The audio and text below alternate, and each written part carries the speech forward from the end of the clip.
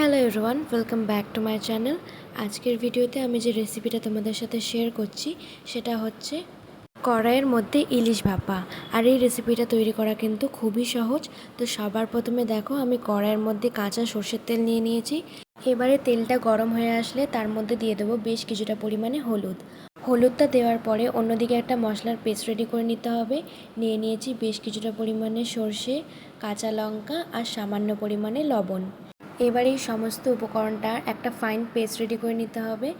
আর তারপর ওই হলুদ আর সর্ষের তেলের মধ্যে আমরা সমস্ত মশলার পেস্টটাকে অ্যাড করে দেবো।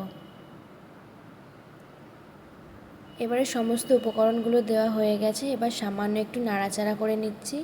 এই পর্যায়ে তোমরা চাইলে একটু সামান্য পরিমাণের লবণ অ্যাড করতে পারো। আমরা যেহেতু আগেই লবণ অ্যাড করে দিয়েছি, তাই এখানে আমরা স্কিপ করলাম। এরপর গ্যাসের ফ্লেমটা লো টু মিডিয়ামে রেখে যখন ঝোলটা হালকা ফুটতে শুরু করে দেবে, তখন কাঁচা ইলিশ মাছগুলো একে একে এর মধ্যে অ্যাড করে দিতে হবে। তারপর ওপর থেকে একটা ঢাকনা চাপা দিয়ে গ্যাসের ফ্লেমটা লো টু মিডিয়ামে রেখেই কিন্তু ভালো করে ফুটিয়ে নিতে হবে। কিছুক্ষণ পরে আবারও ঢাকনাটা খুলে হালকা একটু মাছগুলোকে এপিট ওপিট করে উল্টে দিতে হবে। এতে করে কিন্তু মাছগুলো খুব ভালো করে কুক হয়ে যাবে। আর ইলিশ মাছ কিন্তু খুবই নরম, তাই একটু সাবধানে উল্টানোর চেষ্টা করবেন। সমস্ত মাছগুলোকে কিন্তু এবার উল্টে দিয়েছি।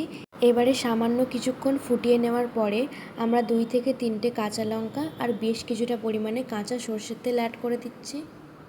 এবারে সমস্ত উপকরণগুলোকে একটু হালকা নাড়াচাড়া করে নিতে হবে। আমার এই ভিডিওগুলো যদি তোমাদের কাছেও ভালো লেগে থাকে, তাহলে আমার চ্যানেলকে সাবস্ক্রাইব করে পাশে থাকবেন আর বেল আইকনটাকেও অবশ্যই ক্লিক করে দেবেন। এতে করে আমার নতুন ভিডিওগুলো সরাসরি তোমাদের কাছে পৌঁছে যাবে।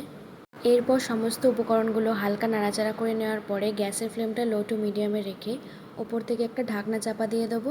তারপর কিছুক্ষণ পরে ঢাকনাটা খুলে দিলেই কিন্তু আজকের এই ইলিশ মাছের রেসিপিটা তৈরি হয়ে যাবে।